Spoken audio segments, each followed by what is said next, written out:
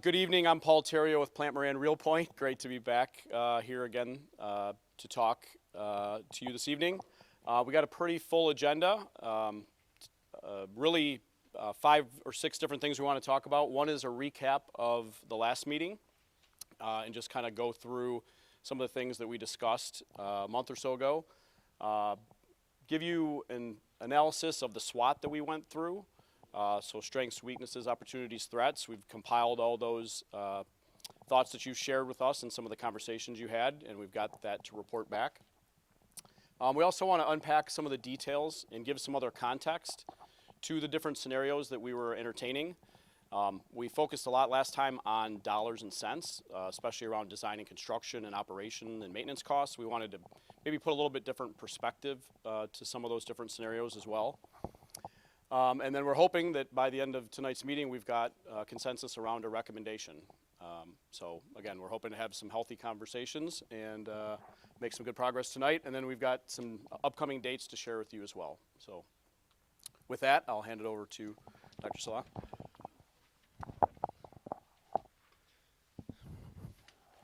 So Paul and I will sort of tag team this particular presentation. So I want you to just take a moment and really weigh the title of this slide. Because I think this is what the work we've been doing over the last 5 months is all about. I mean, we're talking about a 5-year strategic plan, but it's way bigger than that. I mean, I want you to just think about the gravity of the conversations that we've been having, because what we're talking about is going to truly paint the picture of what our school district looks like, not in 5 years, but really in 10, 20, 30, and 50 years from now. From an instructional perspective, as well as from a physical plant footprint perspective. And the reason why I'm being so intentional about this slide and saying it's a 5-year plan with a 50-year implication, I don't think that can be underscored enough in terms of the relevance and the importance. Leadership is truly service. It's service to others. And when I think about this work, I'm not going to be here in 50 years. But the work that we're doing today, the decisions that we're making are in service to the community and the future of this school district. That is a huge, huge weight when you really paint the context of what we're talking about.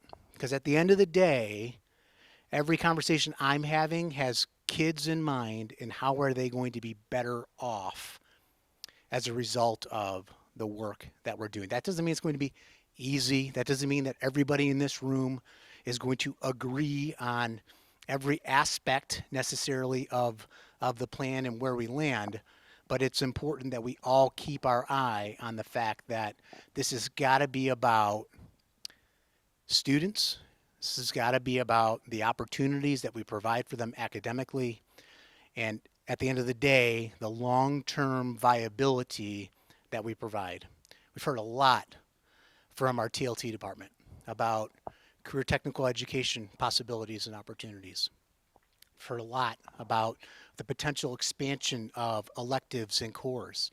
We've shared with you some of the challenges that we've experienced over the last several years related to staffing as a result of declining enrollment, which inhibits our ability to offer certain elective classes, which inhibits our ability in many instances to offer some of the extracurricular clubs and activities. Because if you don't have the kids, you don't have the staff, which reduces the diversity of options that are available for our students. So when you're thinking about what we talk about today, I really want to encourage you to frame it in that way. And I can't underscore this enough. Don't judge me, but this was my summer reading. Only the paranoid survive. And really good read. It's very interesting. And one of the things the author talks about, his name is Andrew Grove. He was the CEO of the Intel Corporation, and he talks about the fact that in any business, in any career, in any community, in society in general, there are these things called strategic inflection points. And a strategic inflection point is a point in time when everything is about to change. And how you react to that change essentially dictates the eventual outcome, for the good or for the bad. This morning I was driving into work. I got on my car, I went in my office, I turned on my laptop, I went to go grab my cell phone. I forgot my cell phone at home. That was a strategic inflection point moment for me. That wasn't a strategic inflection point, but the creation of cell phones was a reminder to me that that was a strategic inflection point because it changed our lives in terms of how we respond. Every principal has my cell phone. Every central office, most central office administrators have my cell phone. If something goes wrong, I get a text or a phone call. Every police chief has my cell phone. Christian has my cell phone number. When something goes wrong, night or day, I get a text message. Not having my phone is a terrifying moment. That changed the outcome of our existence as a civilization. Artificial intelligence, Sean and I were talking this morning. They're doing professional learning for teachers on how to engage their classrooms and use this tool to deliver education in the future. Think about what I just said. We're using artificial intelligence in the education space. Like, can you even imagine 5 years ago having that conversation? So I can't underscore enough the importance of the way we think about this work, because I believe that right now, the work we've been doing over the last 5 months is a strategic inflection point for the Huron Valley Schools. It will dictate what we are able to do for students, not over the next 3 to 5 years, but over the next 50 years. And so I challenge you today to really think about this work with that level of gravity and that level of importance.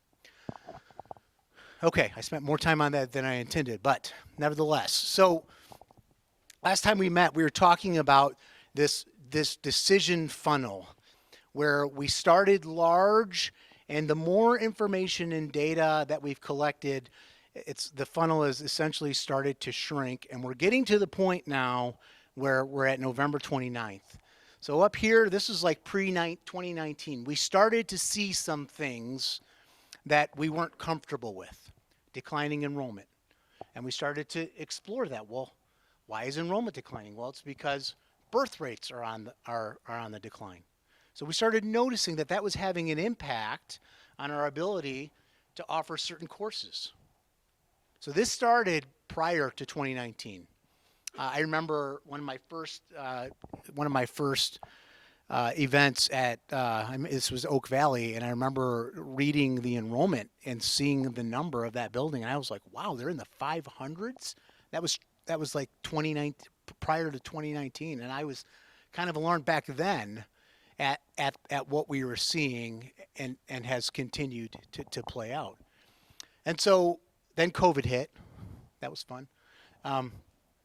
And after COVID, as a result of COVID, really, our board created what we call a community task force.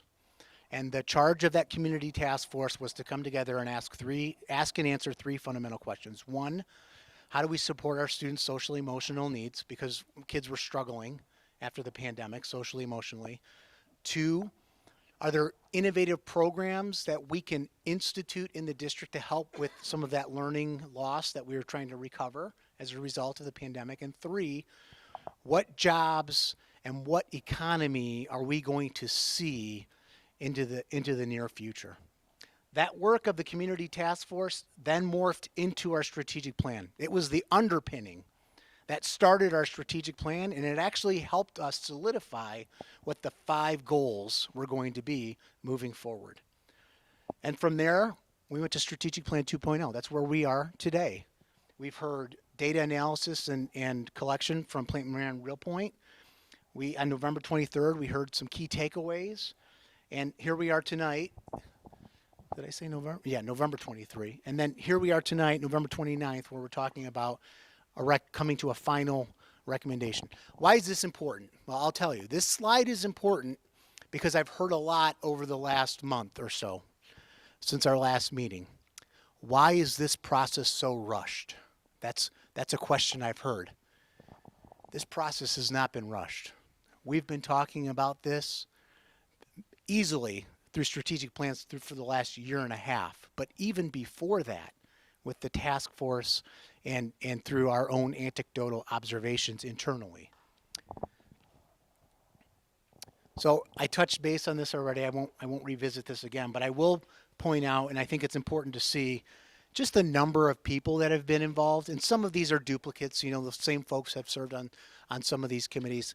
But in many instances, there are different people that were a part of each of these committees. So that's 155 people, community members, elementary staff, secondary staff, students. We have 2 students in the room today who are part of this work and hearing these presentations. Administration, our Board of Education.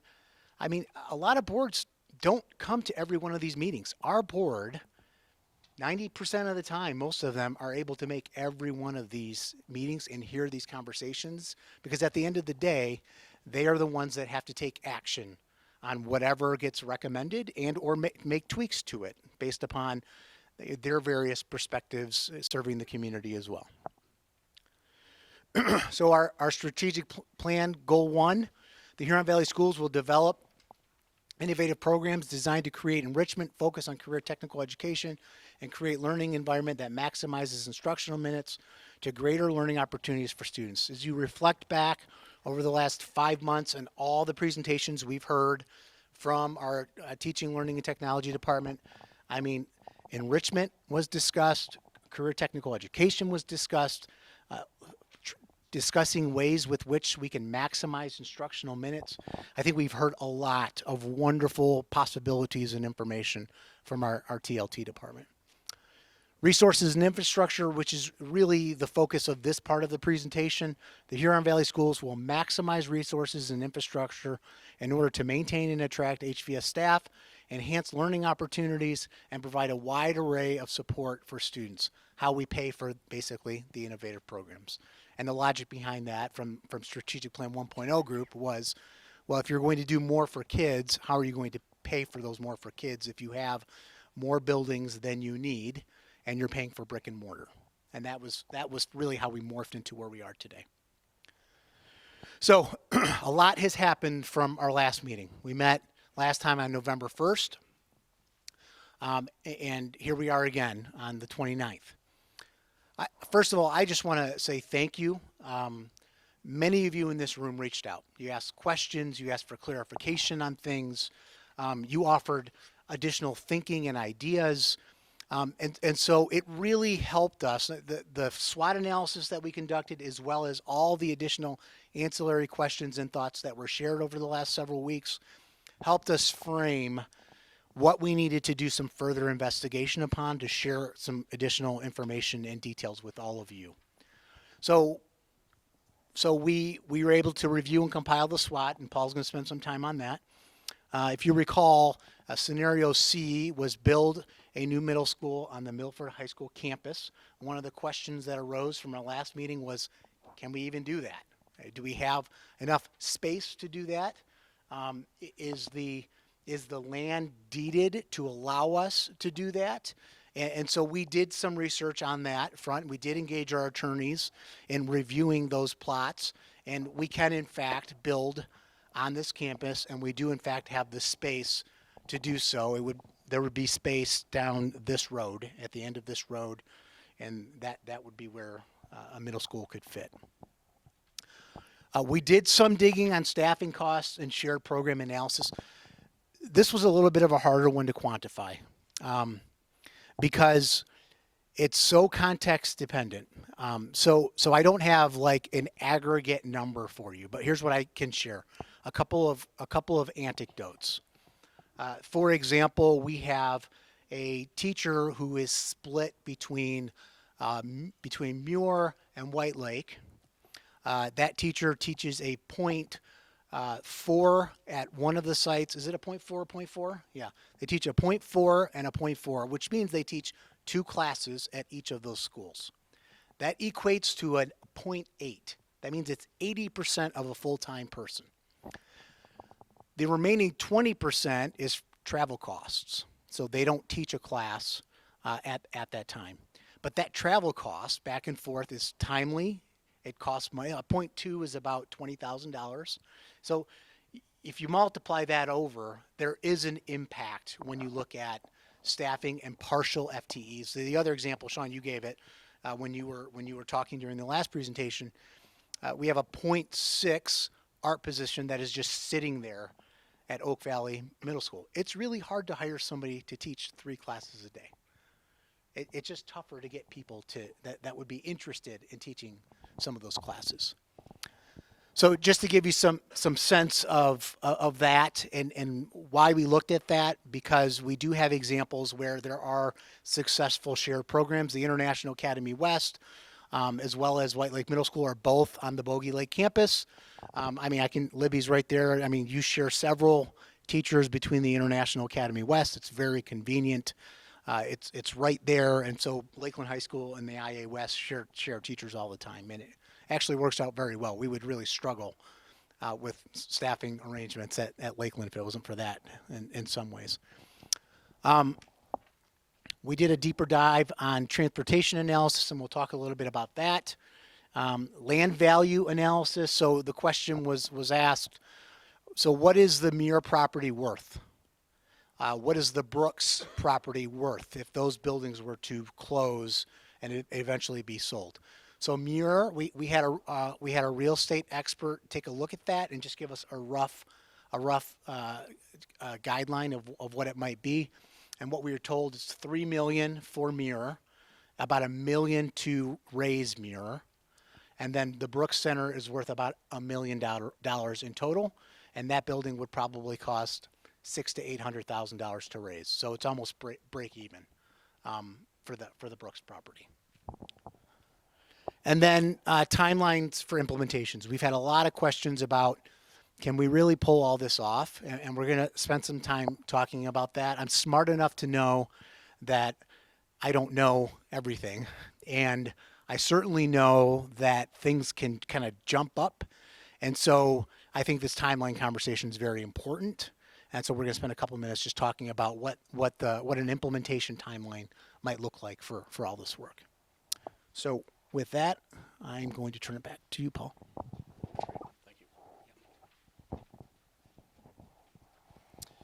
So obviously a big part of our last meeting was the SWOT analysis, and we wanted to walk through some of that.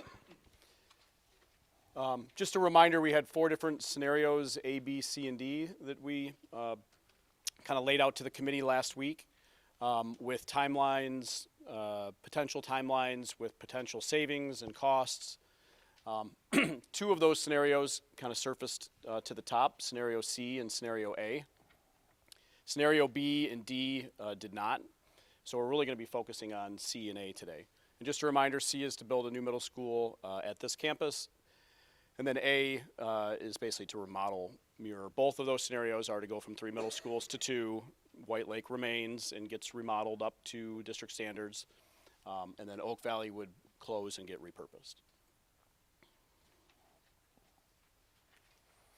So we broke into 6 tables the last time and asked everyone to kind of rank their preference. I believe that was actually a suggestion by one of the committee members was, should we kind of give our feedback in order of preference. 5 of those groups had option C as the top, and 1 had option A. We had a lot of really good conversations around that. And as Paul mentioned, there was a lot of questions that have come up in the meantime, so we really want to try to address as many of those tonight as we can. We also had our architect friends and construction management friends, T&P and Clark, kind of weigh in on some of the timelines, some of the dollars. They kicked the tires a little bit just to make sure some of our assumptions were good, and I think that all went well also. So this is basically the same slide that you saw before. So I would say maybe ignore the potential timelines for now because we're going to talk more about those in a minute. But scenario C was, again, to close Oak Valley as a middle school, close it as a middle school, build a new middle school at this campus, and then repurpose Oak Valley with Harbor, REC, ATP, and some of the other programs that are over at Brooks. Move the administration building into the Milford High School to help with the utilization of that building, potentially on the second floor, but I think there's still some work to do, you know, depending on what the committee recommends. There's some work to do on that front. Renovate White Lake with remaining 2019 bond dollars. That's probably a 2-summer project. Becky's nodding over there, I'm sure.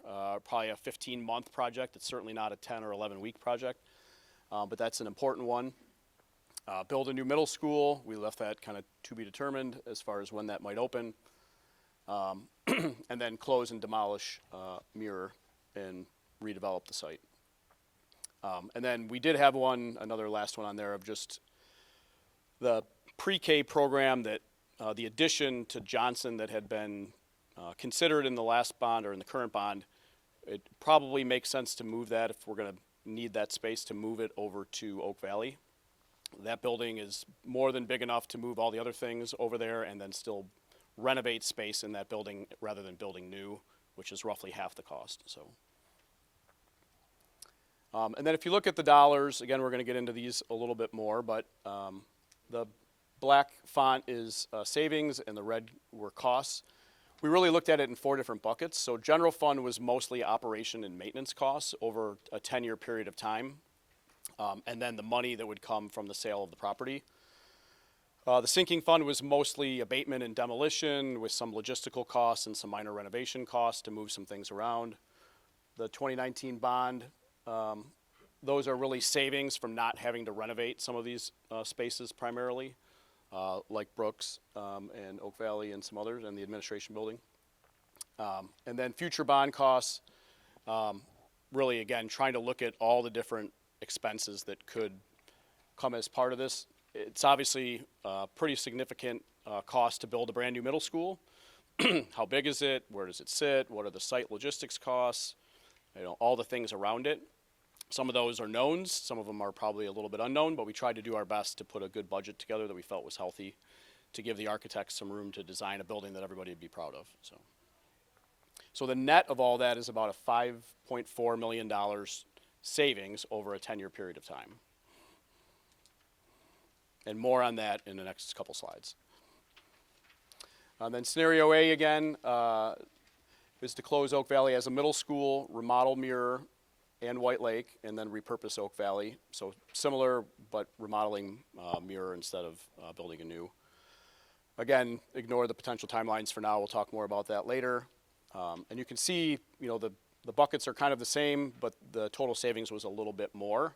But again, we were really looking at this mostly from what's it going to cost to move people, to demolish and abate, to design and construct, and then operate and maintain. There's some other ancillary considerations that we're going to get into in a couple of other slides that probably close that gap up more than I would have expected.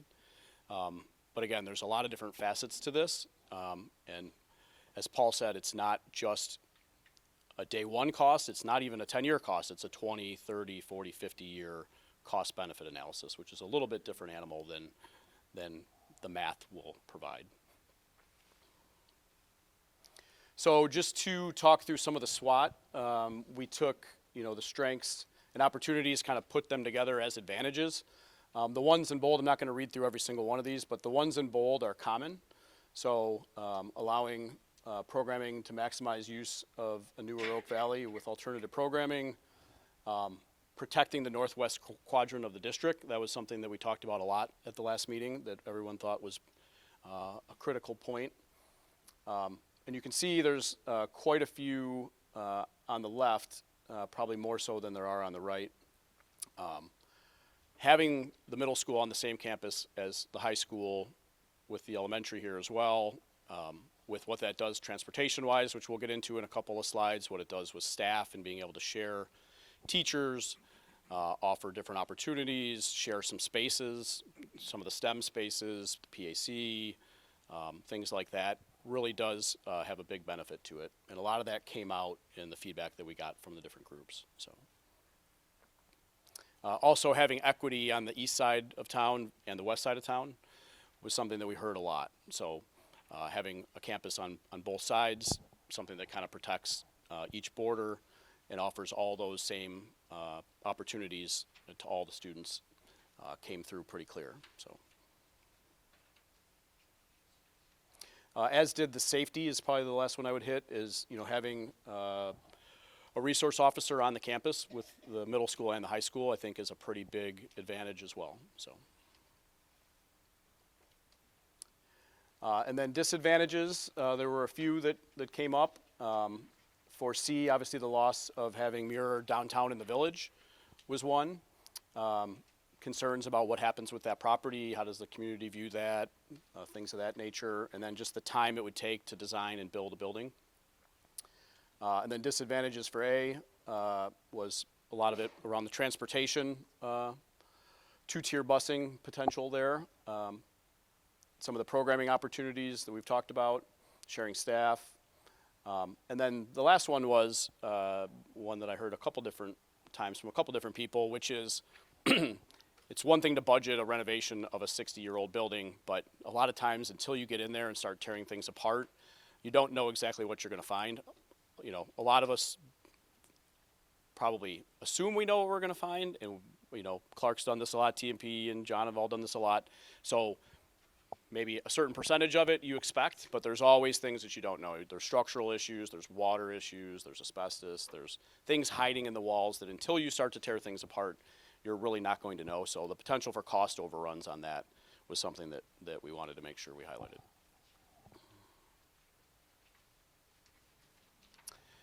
I think I'm going to pass the mic back. Thanks, Paul.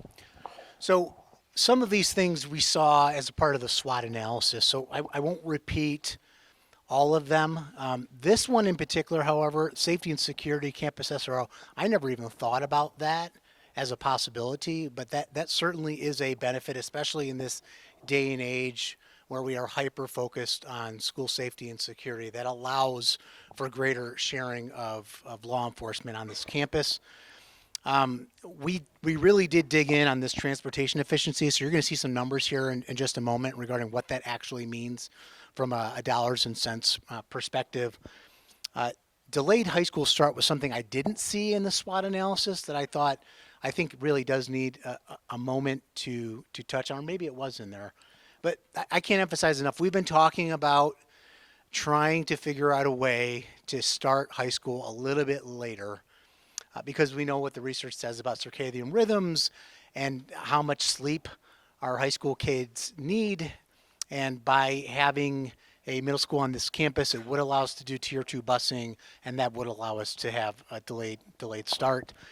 Another benefit that I didn't see a lot of, it relates to sharing we have some pretty amazing facilities at our high schools, and giving middle school students access to some of those facilities is really sort of a cursory benefit. And one of the things we're really rolling up our sleeves and planning to do here in short order is the former leisure pools are going to be some pretty cool spaces from a STEM and even like a robotics sort of perspective. So it would be pretty cool for high school kids to be able to mentor middle school kids and actually use those spaces if it's on the same campus.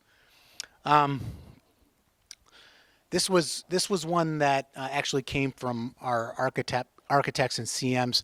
So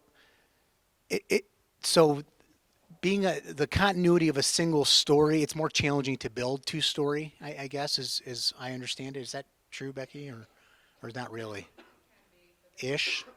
Like when we were talking about building on Muir's property, like the space would be a very big challenge. We'd have to build up, I guess is what I'm saying, as opposed to out. Right. And then the parity of both sides of the districts. So transportation, this was one of the things that came up as one of the advantages when looking at A, And so we wanted to dig into this a little bit more and just fully understand the question that we were trying to solve here. So right now, Muir has approximately 660 total students. 445 are automatically eligible for transportation and assigned to a bus. That number surprised me. I didn't expect to see that. I'm curious, just quick show of hands, you don't need to say anything. How many of you are surprised by that number, that 445? Yeah, okay. So 52 are eligible for transportation. 70 live outside of the school attendance zone, so they might be school of choice, so they have to be transported. They can't walk. So we have 50 students total that are considered quote unquote walker students. That's about 8% of the total population. I thought it would be much higher, but I thought that was important to highlight because it was lifted in the SWOT analysis as one of the advantages. So transportation analysis further discussed. We had this question. So we've talked about two-tier busing. What does that actually mean in terms of cost savings for the district? So this could only be executed upon building a new middle school on this campus, which would allow us to have two-tier busing. So total savings is roughly 1.35 to 1.78 million annually. So over a 10-year time period, which is how we have been kind of quantifying the breakdown, it's about a $13.5 to $17.8 million cost savings, and that's based on reduction in total number of hours. So salaries would be included in that. The gallons per gas that we put into our buses, the wear and tear of our buses, so we wouldn't have to replace fewer buses on an annual basis. This is probably the biggest one thanks. This is probably the biggest one that we missed when we were looking at the design costs, the construction costs. We didn't really think of the savings on the transportation side, not realizing that we'd be going from 3 to 2 potentially. And when you think about, again, all the staffing costs, the gasoline, I think someone mentioned at the last meeting that there's a bus that drives by every house 6 times a day, right? Now you're talking about that only being 4, so less miles, less wear and tear, less gasoline and diesel costs. That's something that really adds up. And we looked at it over 10 years just to try to be consistent with how we looked at the operation and maintenance costs. But if you start to look out further than 10 to 12 or 15 or 20 years, and it might even be on the next slide, but at some point, that gap that we talked about of 5 million versus 30 million starts to go to 0, and if you go out far enough, it actually inverts and flips the other way. So again, it's hard to look all the way out into a window of what does the district look like in 20 years and what does education look like, but this was one that surprised me as we started to dig into it a little bit deeper, and thank you to Jeffrey for pulling a lot of these numbers from the accounting department and transportation department. So. Thanks, Paul. Yeah, that slide you mentioned is a couple away. So I'm going to invite John Tavernier up for the next couple of slides to talk about the timing of innovative programs.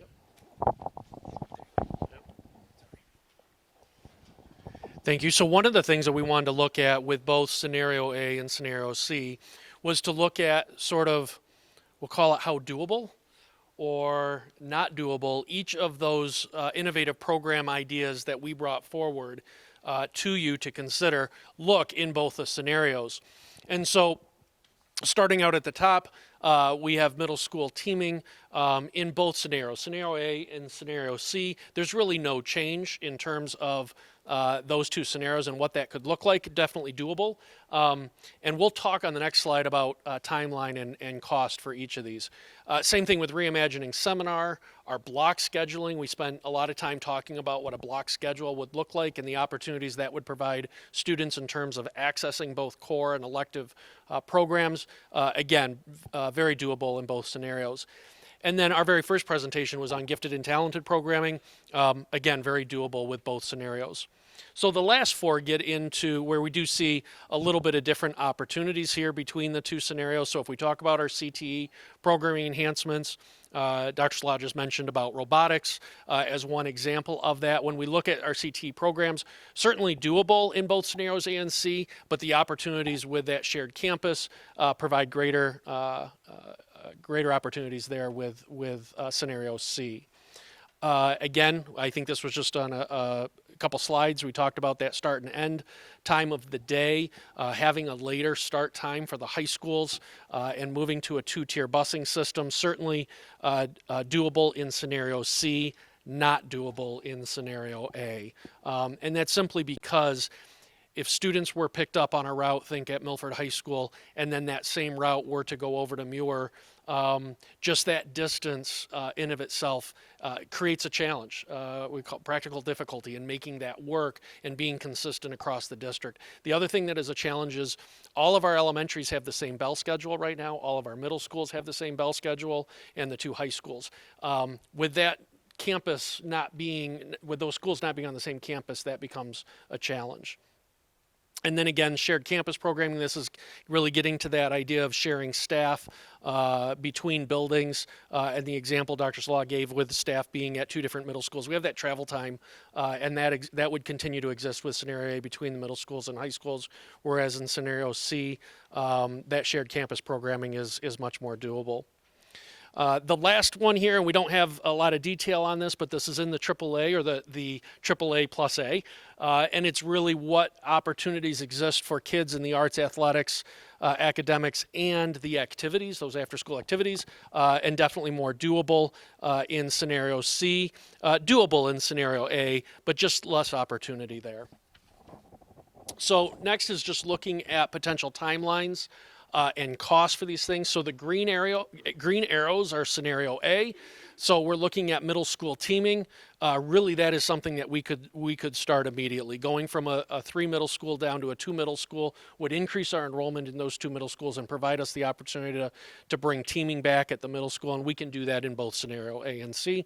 And there really is little cost to do that. We would have the staff and the ability to do that with no impact to the budget. CT enhancements. We put on there an estimated cost of $50,000. That really is variable depending on the CTE program. So a CAD program or a CAD lab, you can think of an example. You might have high-end computers in there, equipment, tools, maybe some 3D printers, things like that. That could look very different than a business class or a robotics class. So just depending on the type of CTE program that you're building, those costs could vary. Again, really no difference between scenario A and C in terms of cost and or timeline. That is something that we'd be able to begin right away in both scenarios. We spent a lot of time talking about our multi-tiered systems of support, that MTSS model. Our gifted and talented programming was a part of that. Our Reimagined seminar, we spent time talking about how we're utilizing our seminar period at the middle schools right now and what that might look like. So a little more phased in timeline, probably looking at the 25-26 school year as starting to implement some of those changes. Again, very doable in both scenarios A and C. The cost for that would really be subject to bargaining. So there are some contract implications with our HVEA, and that would be something that we would work on with Reimagining seminar.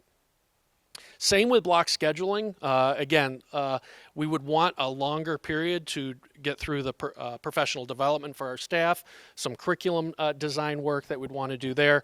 But again, similar in both scenarios A and C. And implement costs would be subject to bargaining as well.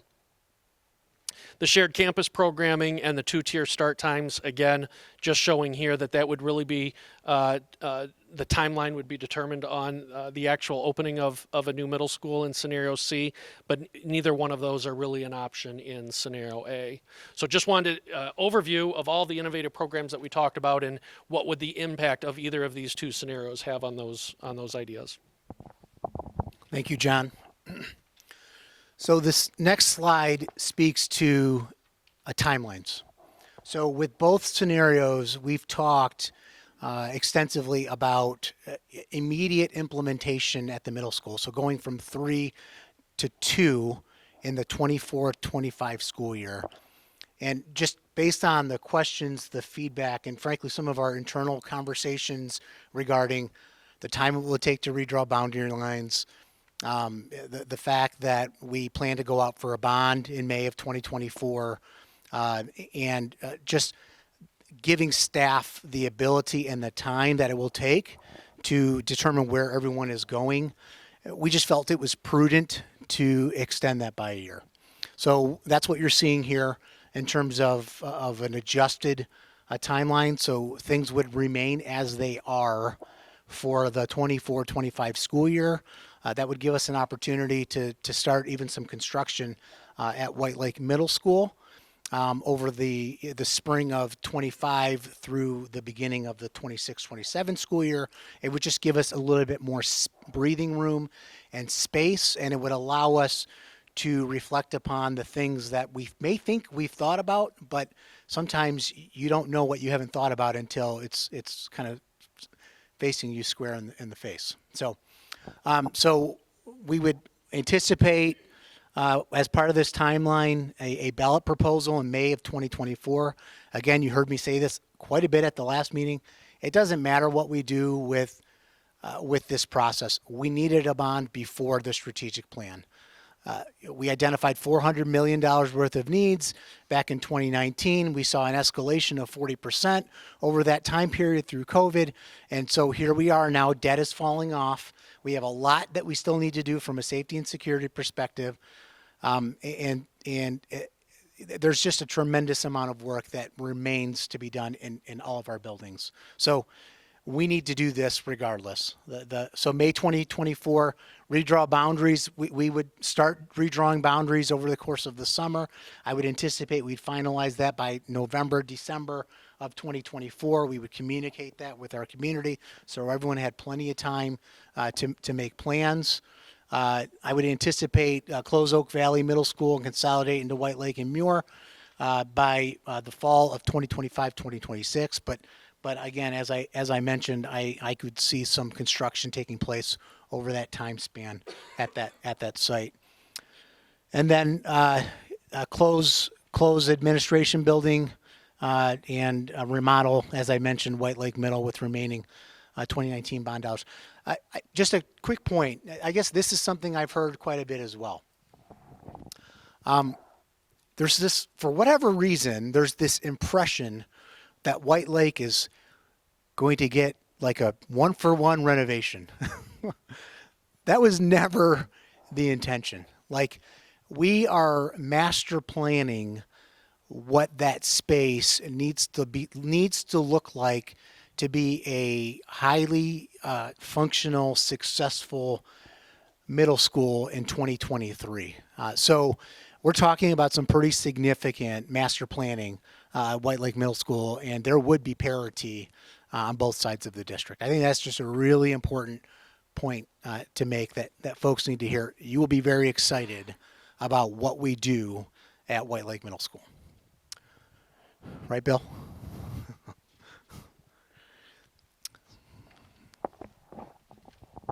Thanks.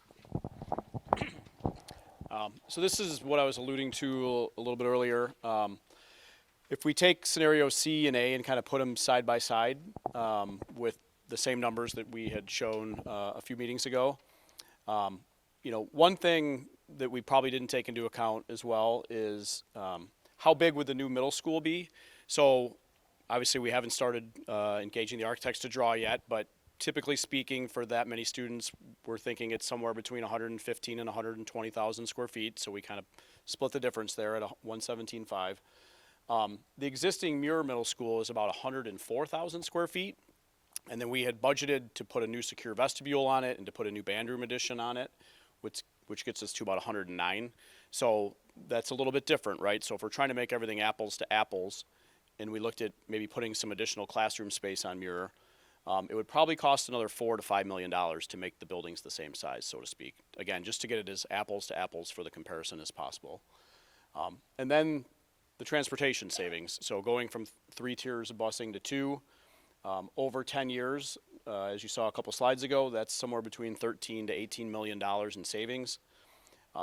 So when you look at that combined savings of essentially 19 to 23, if you add the 5 million to the 13 to 17, and then you look at the fact that there's some additional costs in scenario A, it starts to get those numbers closer. They're not quite even, but again, if you start to look out of what's my operation and maintenance costs, again, having a new school versus a remodeled older school, what's that transportation cost in year 11, 12, 13, 14? At some point, they end up being the same, and at some point they invert the farther out you look. So again, that's an angle that I hadn't quite thought of. And then the other big thing to point out is always a big one, is general fund dollars are different than bond dollars, right? Bond dollars can't be used for maintenance and repair. They can't be used for staff. They can't be put into the classroom as far as parapros and teachers and things like that. So protecting those general fund dollars is always key with all of our K-12 clients, is how do I protect those dollars, lower my operation and maintenance costs so that I can put those dollars right back into the classroom to do innovative programming, to hire more teachers, hire more support staff, and give the children a better learning environment. So.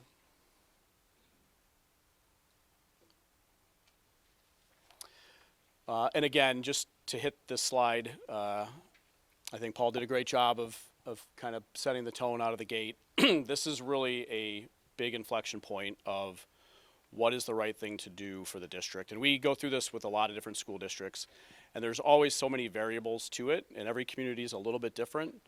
But trying to think through all the ramifications is probably not possible, but I think I hope we've done a good job at looking at as many of them as we could, from birth rates and enrollment to utilization to all the design and construction costs to some of the operation and transportation costs. And I hope that we've given you the tools to really think on this topic pretty deeply. I know I've changed my perspective. I obviously live in the community. When I first kind of sat down and started talking about this and thinking about this, I thought this is a no-brainer. But as I've reflected a little bit more and started to think about some of the different possibilities, keeping an open mind has been good for me, and it's made me think about it a little bit differently. So I think all the different scenarios we looked at, I think all had pros and cons. But I think there's obviously a couple that stood out, and I think there's probably, from a lot of the conversations we've had, there's probably one that sticks out even more. So